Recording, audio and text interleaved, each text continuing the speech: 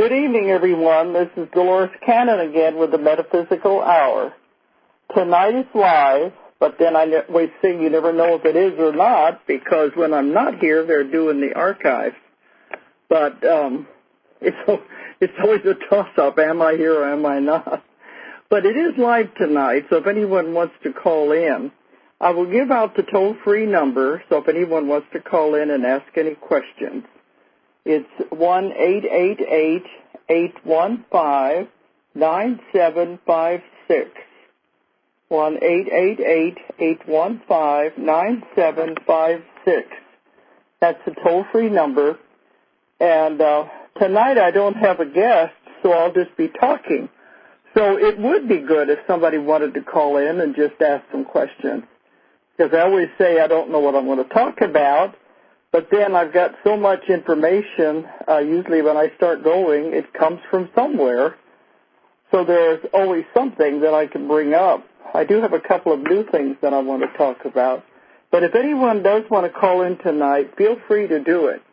I think it'll take some of the pressure off of me anyway.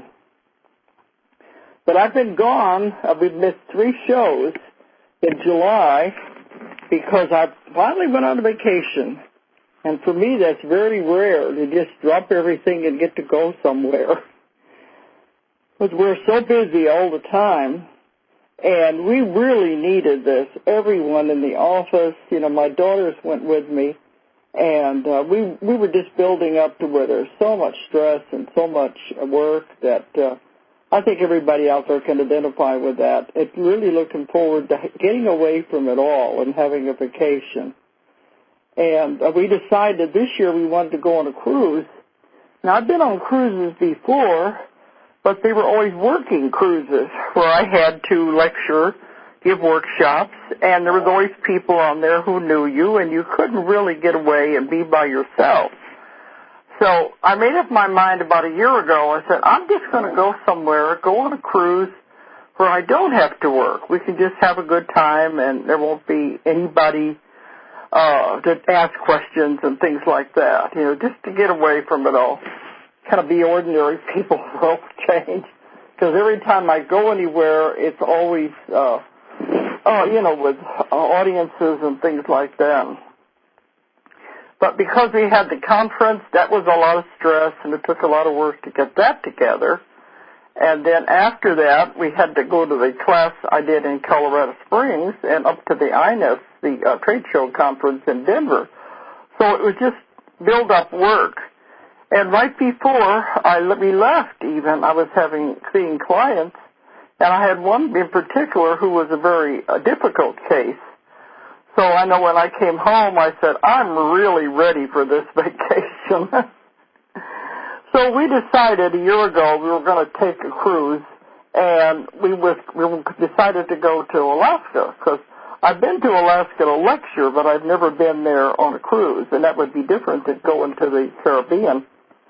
So we went to Alaska, and we started out, we made arrangements. We met our really, really good friends from New Zealand.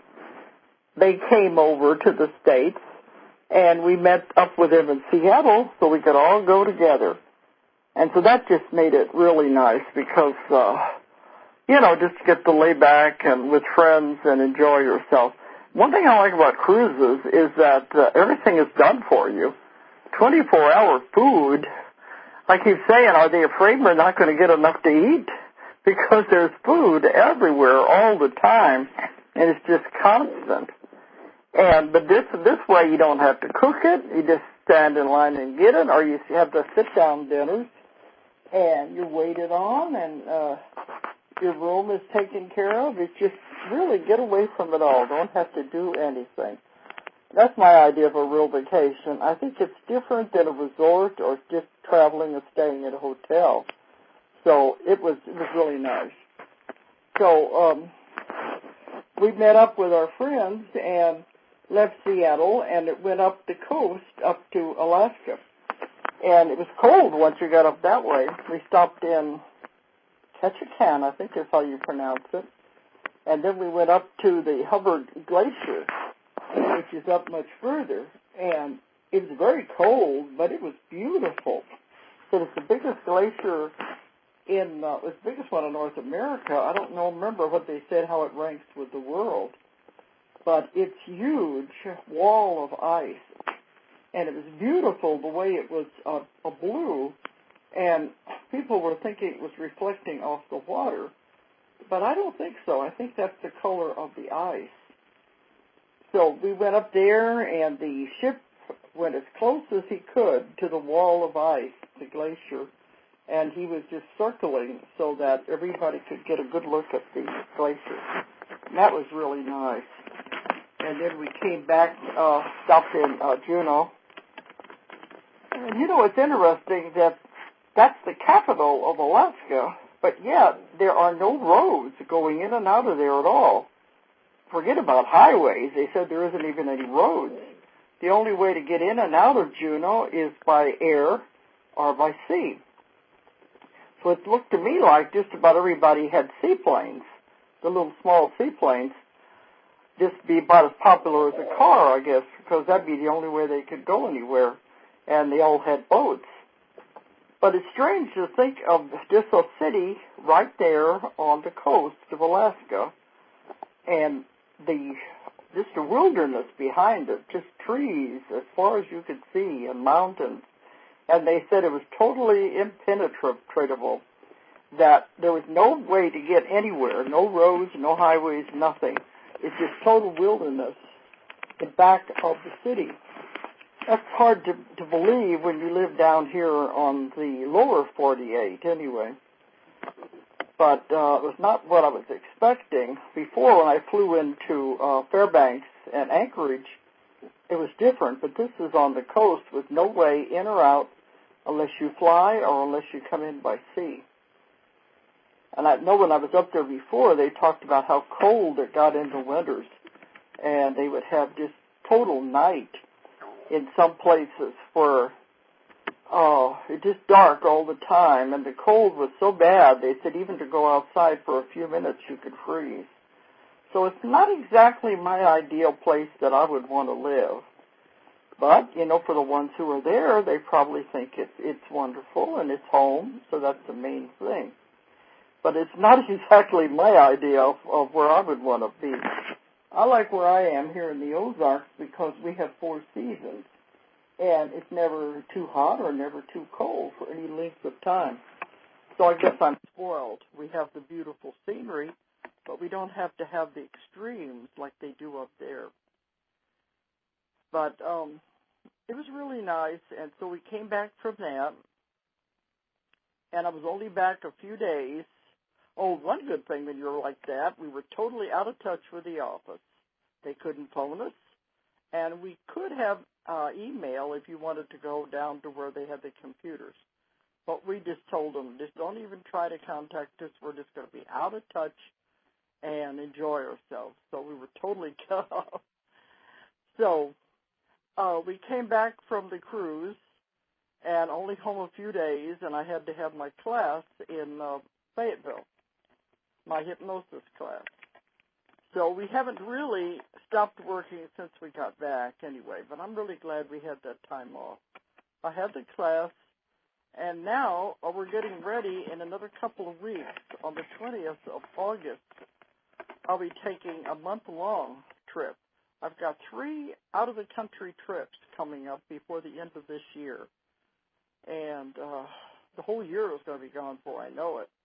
I don't know how in the world it got to be August so fast. But the 20th of August, I'm going to South Africa.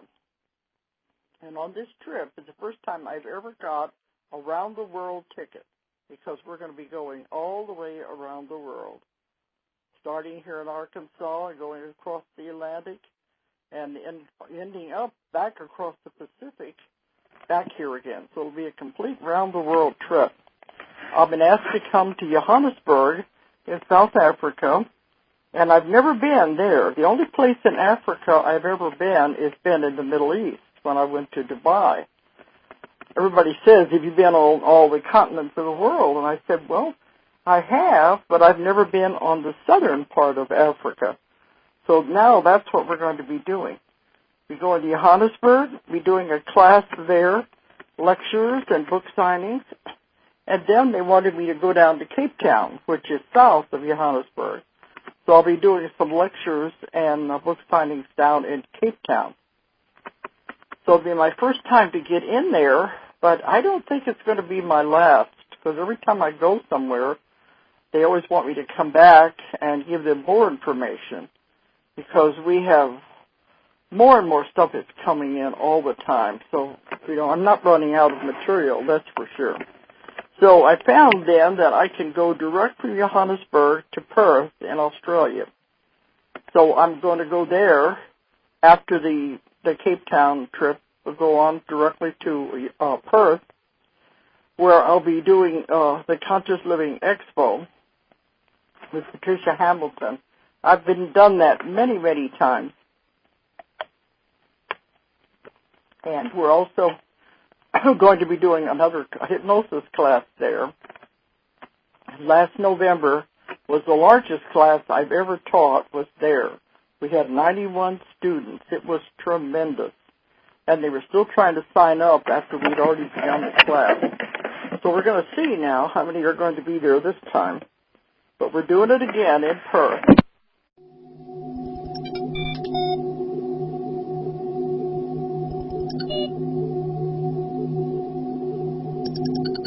BBSradio.com. I guess the gremlins have been playing with the phone again. I was right in the middle of talking, and all of a sudden the phone started ringing. And I said, that can't be doing that if I'm on the air. And the people in the studio said all of a sudden I just dropped off the air. So I wonder what's going on. My little gremlins, are they playing with the phone again or what? That hasn't happened for quite a while. I sit here and I talk to myself, I talk to the wall, and I never know if it's going out or not. So let's hope there won't be any more trouble anyway. I can't remember where I was now. They said it just dropped off all of a sudden. But I was talking about the trip, and I'm going to South Africa, Johannesburg, Cape Town, then on to Perth, where I'll be doing another class, and the Conscious Living Expo. I think it was somewhere in there is about when they said it just suddenly dropped off the air. But then, the 1st of October, I have to go back to England. I'll be doing a UFO conference in St. Anne's, England, which is very near Blackpool. I'm going to have 4 days there where I don't have anything going on, and I'm trying to set up something in Dublin because we're so close at that point. It hasn't been working out yet, but I know I'll fill those days before I get over there. But then after that, I have to go back to Moscow, direct from England, and this time I'll be speaking in St. Petersburg as well as Moscow. I'll be doing another class in Moscow. And the classes in Moscow take longer because it has to go for 4 days instead of 3 days because of the translation. And they're wanting me to even make it 4.5-day class, so that's going to be a lot of work. But that'll take us into, toward the end of October, I think I'll be back from that class. Then I've got some conferences and classes. I'll be doing a class in L.A. the 1st of November. And I think they've got a schedule for Burbank. So if anybody is interested in taking any of my hypnosis classes, you can contact us either through our website or on our toll-free number, because this will be the last one in the United States this year, the one in L.A. in Burbank. So if you're interested in that class, we'll have the regular class and the advanced class both.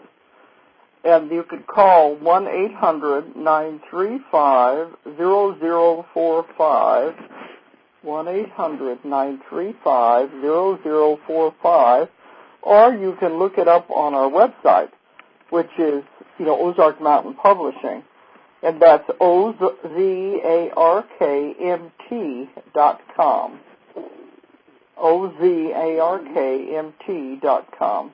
or if you're overseas, it's OZARKMT.com. You can find out more about the class. Then after the class, the second week of November, I think it's the second weekend, I'm going to be doing the Edge Life Expo in Minneapolis.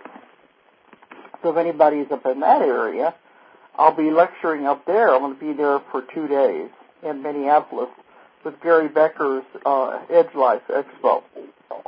Then I thought after that I was going to be staying home for the rest of the year because I don't usually go anywhere when it gets around Thanksgiving or Christmas. That's the time I get to finally relax and not go anywhere. But I was surprised, and you always say never. I got an email. They want me to come to Istanbul in Turkey, and that's the middle of November. We're having a very big conference over there, and it's going to be centered on focusing on 2012. So they want me to come and talk about that. So there's not going to be a lot of time getting over jet lag between each one of these 3 out-of-the-country trips. Just going to be one to the other. So I think when I get back from Istanbul, that's just a couple of days there. I'll be ready for the holidays where I can finally not have to do anything. But we're already booking into next year. So there's a lot going on, but like they say, I'd rather be busy than sitting around twiddling your thumbs, being bored. I don't twiddle very good, I always say. I like to have something going on all the time. I'm always writing more books and running the company and seeing clients and having the classes. There's always plenty to do, plus having this show every week. So I'd rather have something going on, but it would be nice over the holidays. I don't have to go anywhere for a while. Okay. Now, I got all of that out of the way, I think. So now there's some other things I wanted to talk to you about.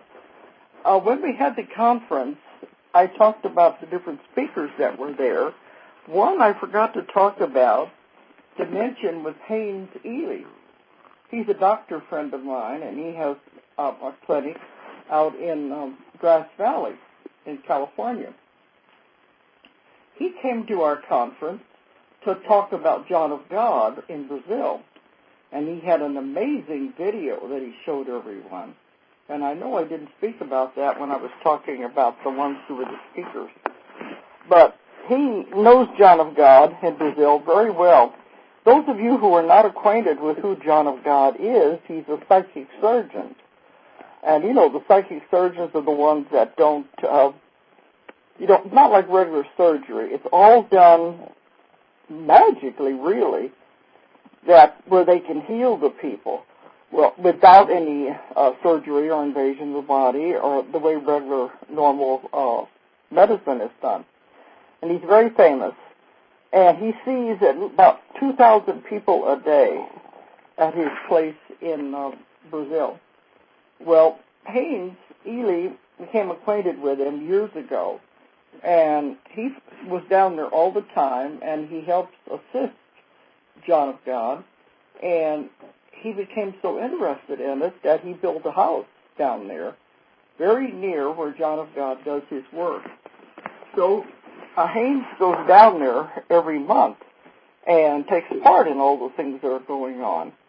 He also helps arrange trips of anybody who wants to go and experience this. He helps arrange the airplanes and the bus to take the people from the airport to the hotels and to get them out there. But he said it's quite a ways out. And in the video, he was showing us what the place looked like.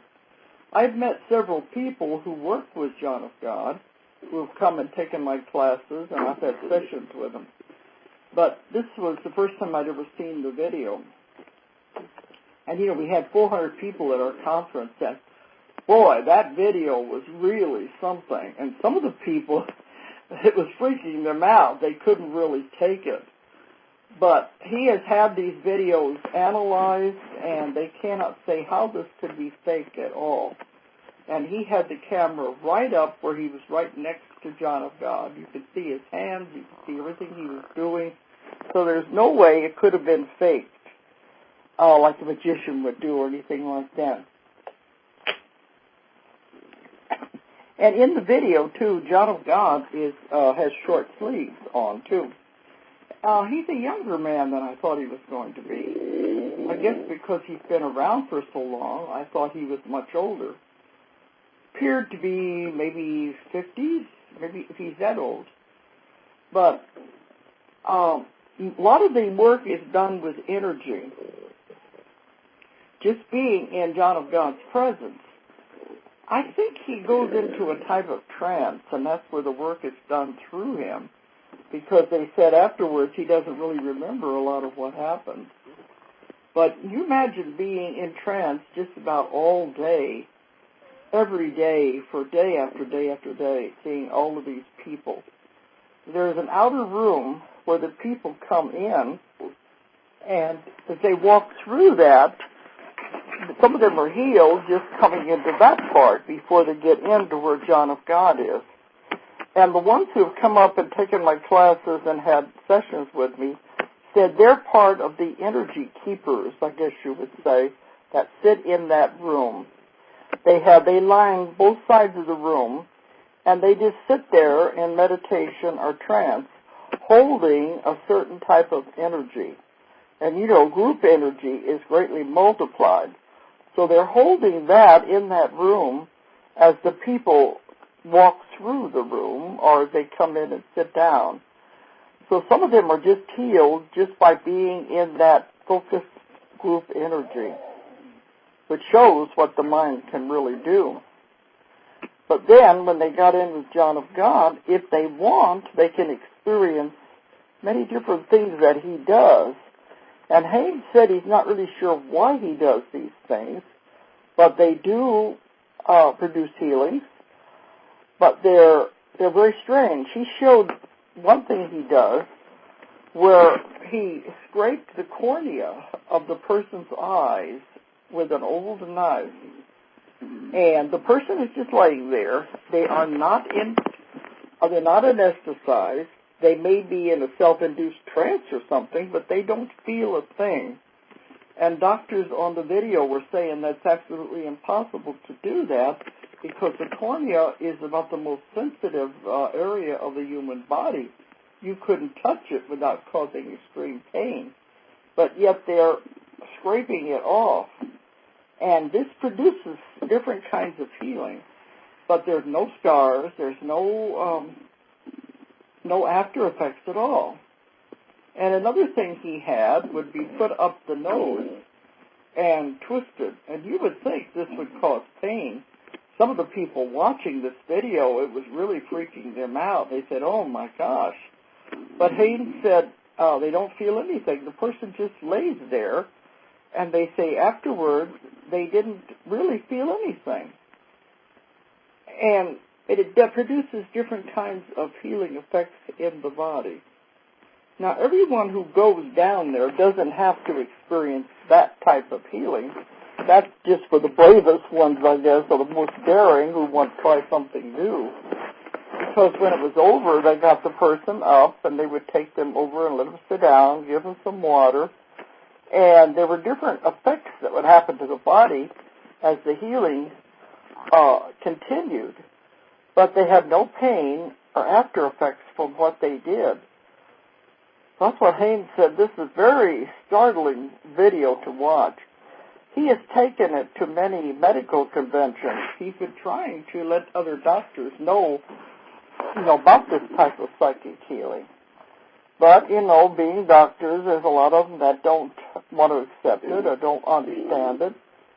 And so they don't want to really look at it or talk about it. He only has a few that are interested in exploring the unknown like this. So anyway, he was one of the speakers that was at our conference that I didn't get to talk about. It was a fantastic conference, and we're going to do it again next June.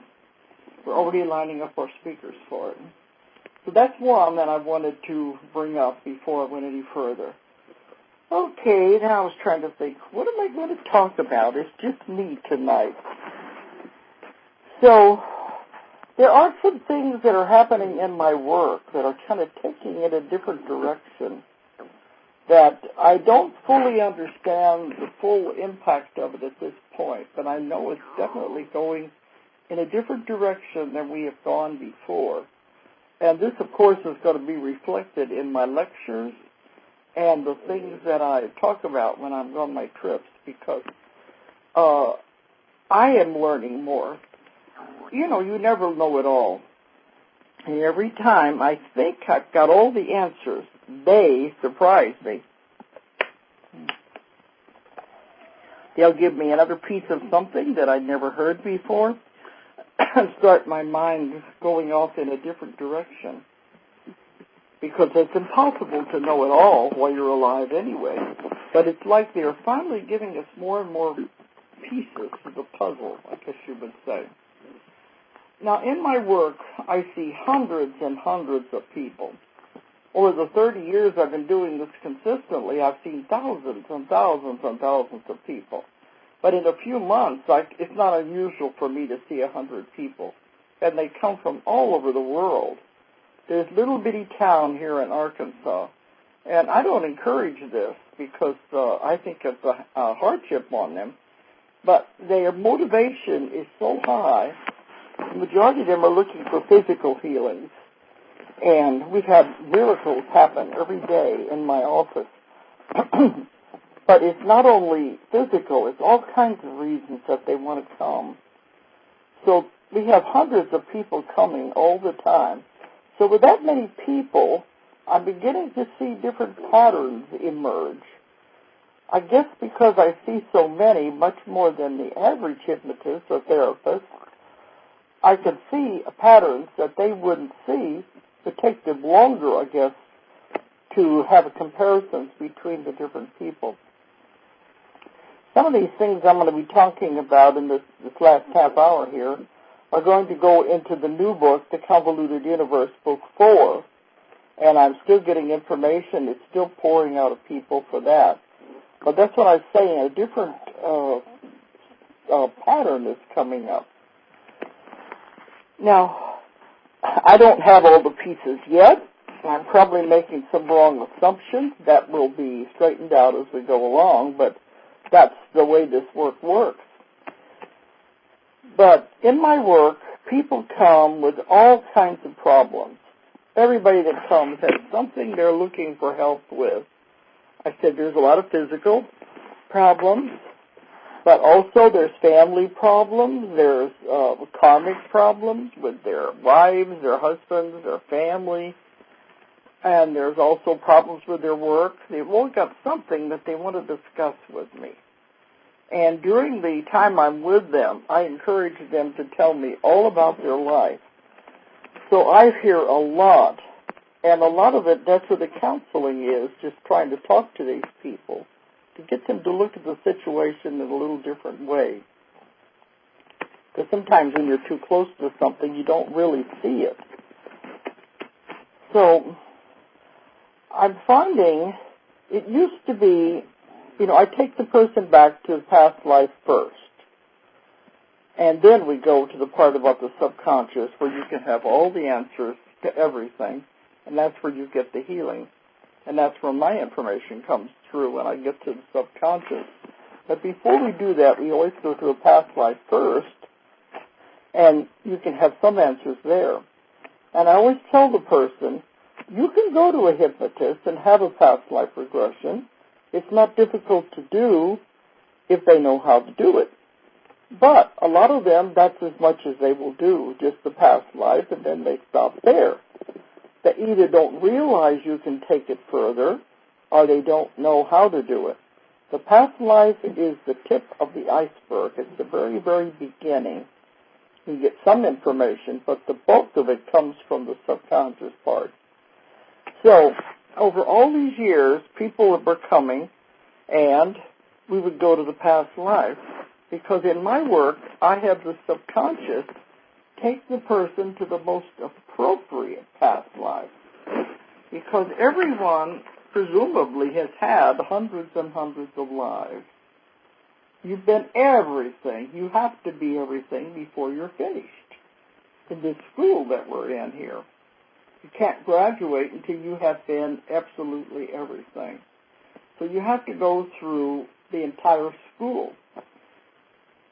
And it's the kind of a school where you can't skip a grade, but you can have to repeat a grade.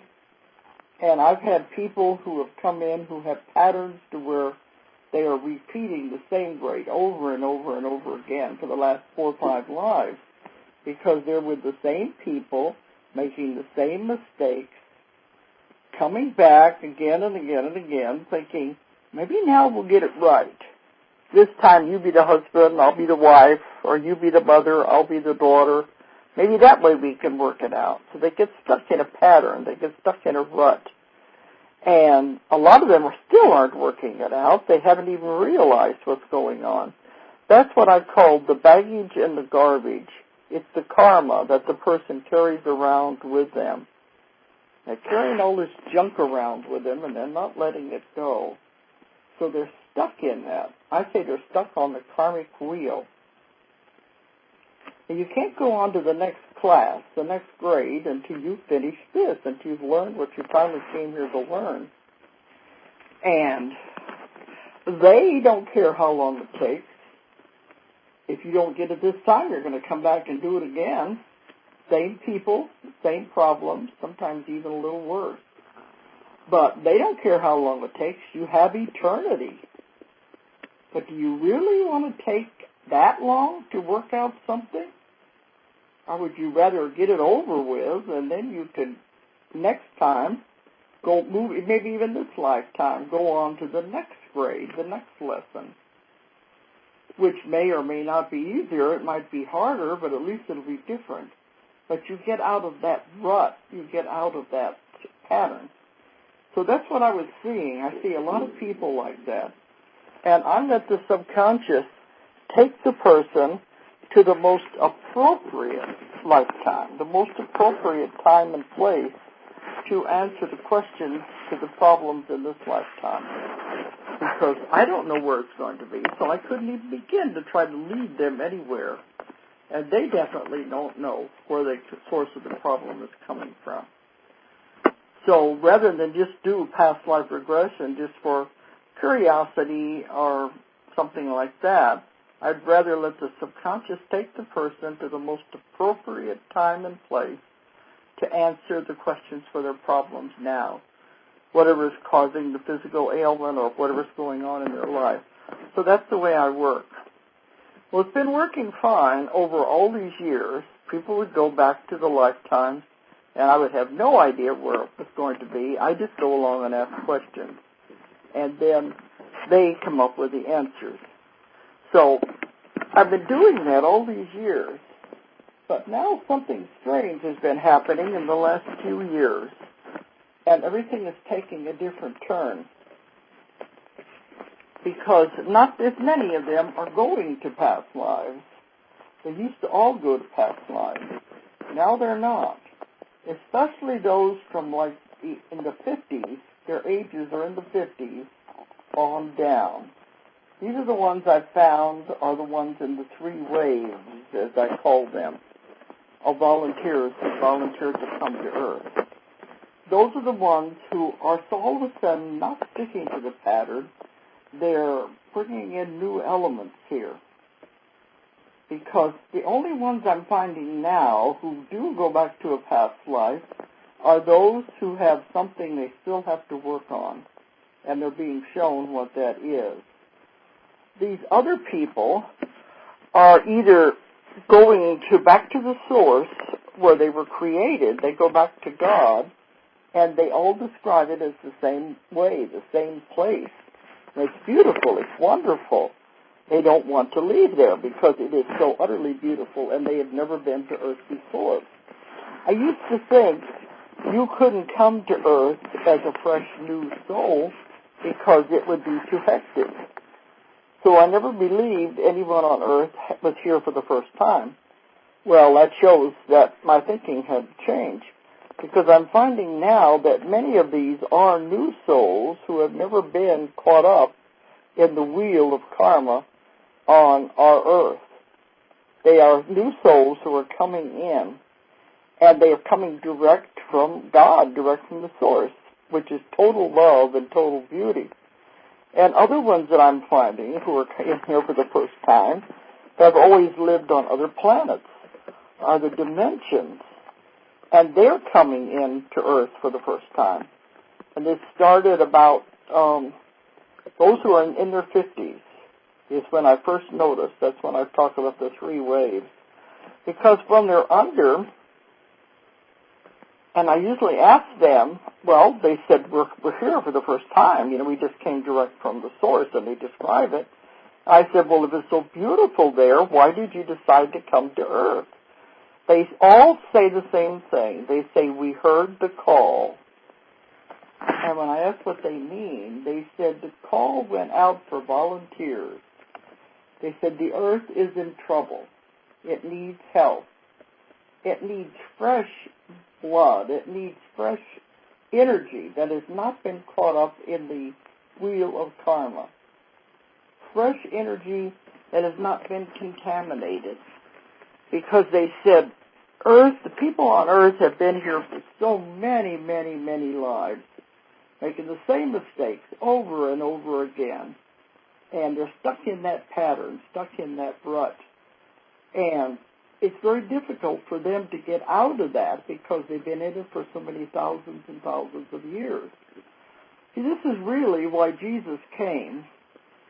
He came to show people how they could get off of that wheel of karma to climb up the ladder to finally get where they can graduate. If he came to save us from anything, he came to us to save us from the wheel of karma, kind of show people how they could get out of this because we were not making any improvement. And that's been 2,000 years ago, and we're still not making that much improvement because we're still stuck on that wheel of karma. So the idea was, how are you going to save the Earth with all the horrible things people are doing to the Earth with this old mindset that they keep making the same mistakes again and again, and they can't get out of that. The only way was to bring in new souls, fresh souls, who had never been caught up in the wheel of karma to where they were contaminated. And so the call went out for volunteers. Earth is in trouble. Where you want to go and help. And they said many, many of them from all over the universe said they would come and help. They came direct from the source, direct from God. They came from other planets, other dimensions. And they had meetings. See, I found all this out with my sessions. They all report the same thing. They had meetings where they were instructed, and they told them this is not going to be easy. Earth is a challenging planet. It's one of the most difficult planets in the universe to live on because it has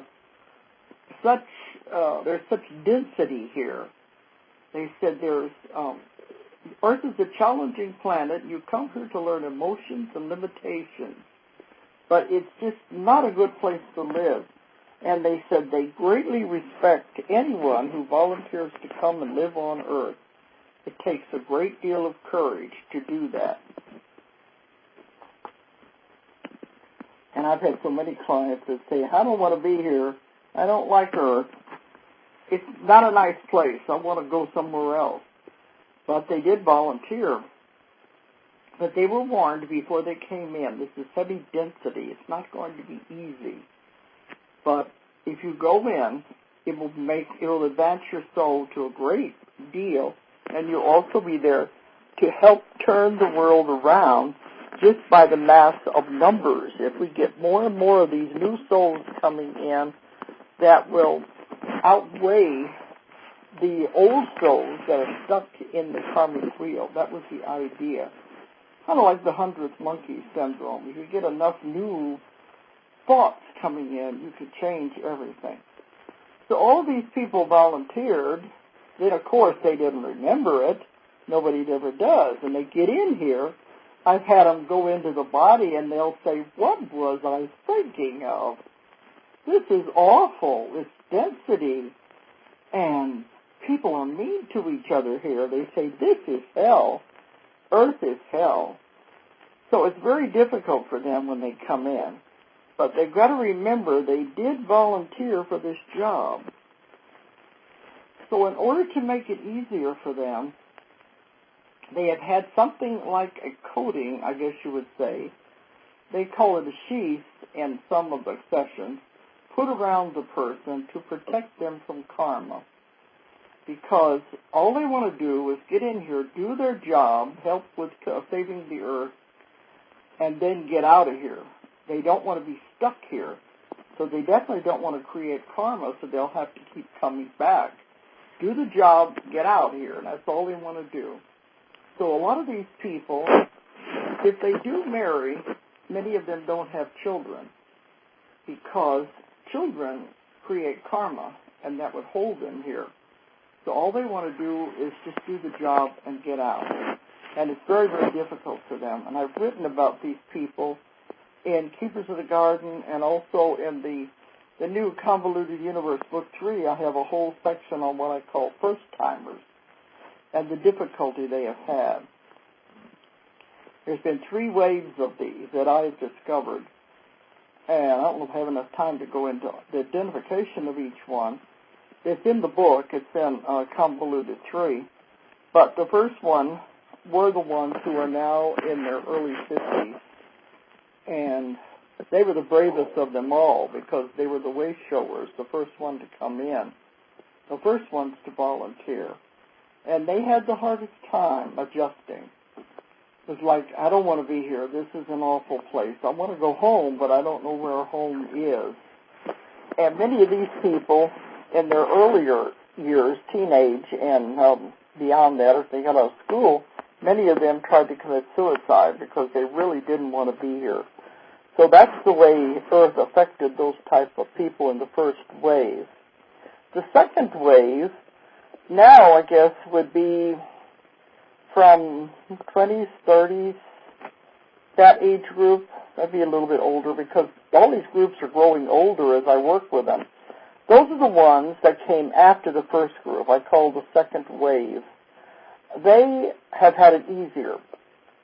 They still don't want to be stuck here. They don't want children either. But they don't have as hard of a time.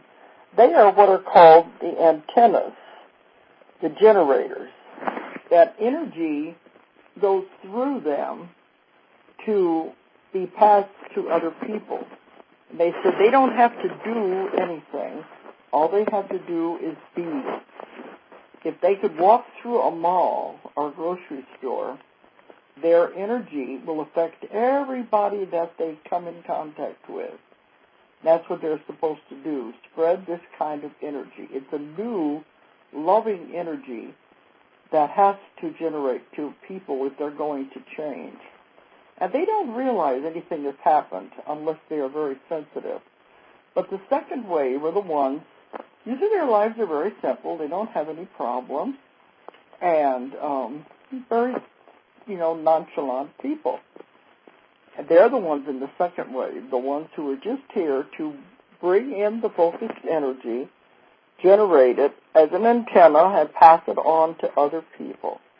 And then we're all aware of the third wave. Those are the new children. And there's more and more of those are coming in all the time. But when I spoke at conferences where they have the new children, they have boards, panels, but some of them are now in their early teens, 13, and like that, and they're growing older. But these are the bright ones. These are the hope of the world. These are the ones they're calling crystal children, indigo children. That doesn't really identify them. They're just the new children. Mary Rodwell in Australia, my friend over there who's an investigator in this, she calls them the new kids on the block. So they have come in, but the teachers don't understand them because they're different. They're coming in with a great deal of knowledge. They are way, way above the adults because they didn't have to go through all this karma and all these patterns and stuck on the wheel. And their DNA has already been changed to where they are where they're supposed to be.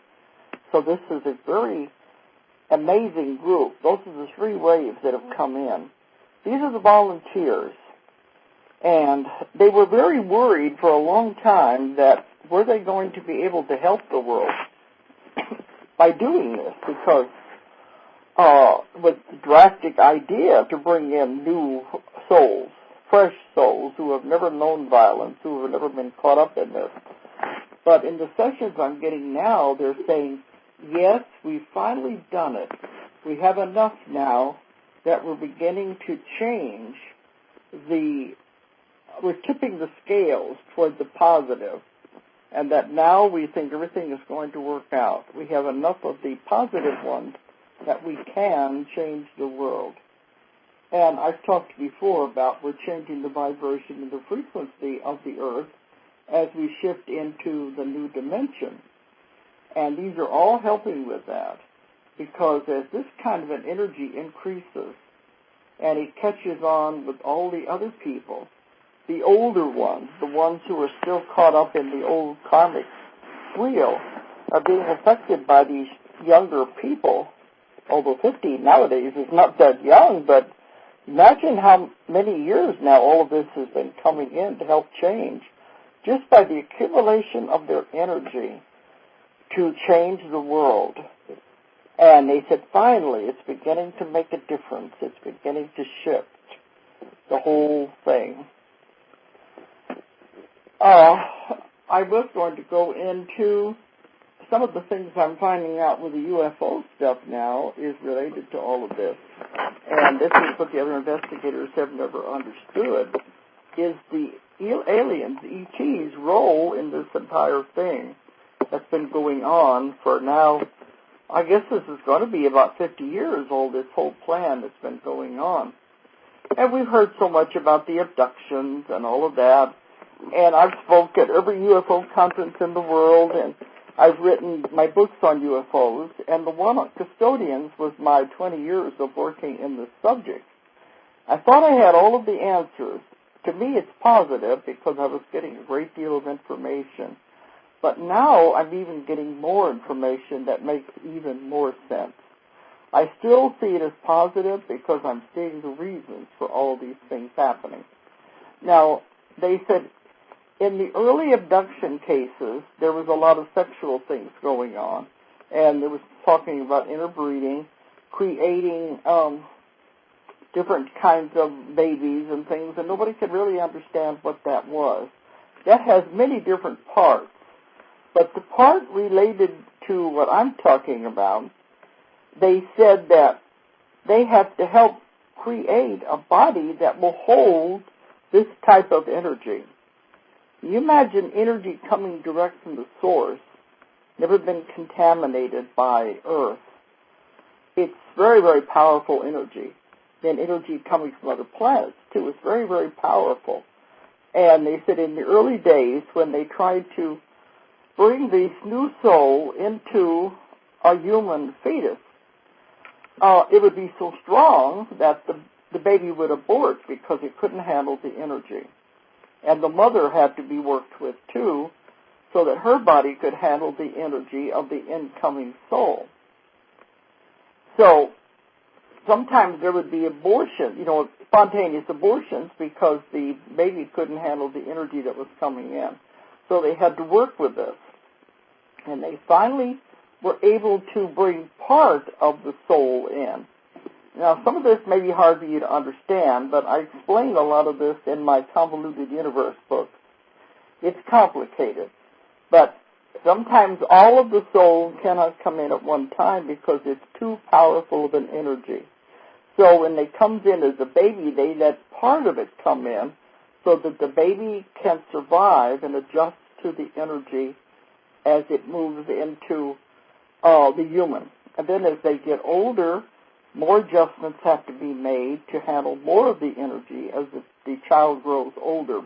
This explains some of the continuing contact that the person has that they remember. Now, I've told people, you're really not supposed to remember anything, but they said because of the way the human brain is set up, the chemistry in our brain, it's the additives in our food, the pollutants in the air, if you're on drugs or if you're on alcohol, then you may remember the experience, but you'll remember it in a distorted fashion. distorted, not really the way it happened. It's coming through that chemical filter of the brain, and the person will perceive that something bad has been done to them, when actually it wasn't. And I've worked on many, many of these cases, and we found out the real story of what was happening, not at all what they thought it was going to be. So then every one of these cases where they have had the ET experiences, I've always volunteered. They're one of these volunteers that said, I'll go, I'll do this. Because they told me when you're on the other side and you're beginning to make your plan that you're going to come on into this earth, you make a plan of what it is you hope to accomplish. And at that time, the ETs will be there talking to you, and they'll say, this is a program we're going to be involved with while you're alive. Do you want to be a participant? And they will always volunteer, and they sign a contract. So later when the person says, I don't like this, I want out of this, they will say, well, you signed this contract. Don't you remember you agreed to do this? But I'm trying to help you to understand. Can you see what was happening? They volunteered to come in to be a part of this program to save the earth. That's why the ETs have had to have ongoing contact. Now, the initial abductions are not happening like they used to. There used to be a lot of them because that was part of the breeding program to get the bodies to where they could handle the incoming souls. There's also more things to it. I don't have time to go into all of it. But they are part of that program. So now you're not hearing about as many abductions. What's happening now is a maintenance program. They are helping take care of the bodies that have already here, that have volunteered, to keep them healthy, to make adjustments to the bodies, to handle the different energies. I've had people email me and talk about having what they called abductions, to where the person had cancer or something, and they were healed. And they said, well, yeah, I was healed, but I didn't tell them they could do it. Now, that's a funny way to look at it. They heal you, and you're angry because you didn't tell them they could do it. I had a man who was in a car, and they stopped the car, and they got him out and worked on him, and he had something wrong with his back. Well, they healed his back, but he was angry. He said, I didn't tell them they could work on me. I didn't tell them they could do that. So, but they're always saying, you gave us permission, you volunteered. So any abductions that are going on now are maintenance programs of the body to keep the body healthy so it can do the job it has to do in this new world we're going into. And there's a lot of things that have been put into the mind that the person doesn't even know about, that they will be able to use this information when they get to this point as we go into the new earth. All the information will be there, and it has been put there by the ETs, by the different, like I call them, the ones I worked with, and it'll be there, and you'll have it whenever you need it, and the time comes, and you won't even know where it came from. That's the beauty of this and the amazing thing of it. This is the kind of information I'm getting now. It's like the UFO phenomena is finally becoming understandable in my eyes, and it's getting to a point that's different than anybody else has come up with.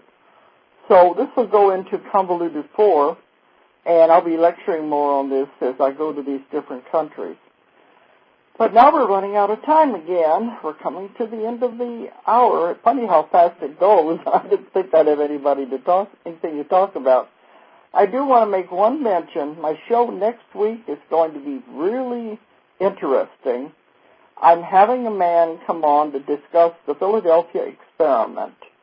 And those of you who don't know what the Philadelphia experiment is, go to BBS website and click on my page, and you'll find out about the man I'm having come on. He has information that nobody knows. It's new information about the Philadelphia experiment and the government's involvement. So that'll be an interesting show, and that's next week. So for tonight, anyway, maybe I gave you something to think about. We'll see. But if you want to find out about my classes on my schedule, check with Ozark Mountain, OZARKMT.com, or call my telephone number in our office, 1-800-935-0045. Okay, good night, everybody. If you enjoyed the show, check out more of our other videos and be sure to subscribe and click the like button. Thank you for listening to the Metaphysical Hour with Dolores Cannon.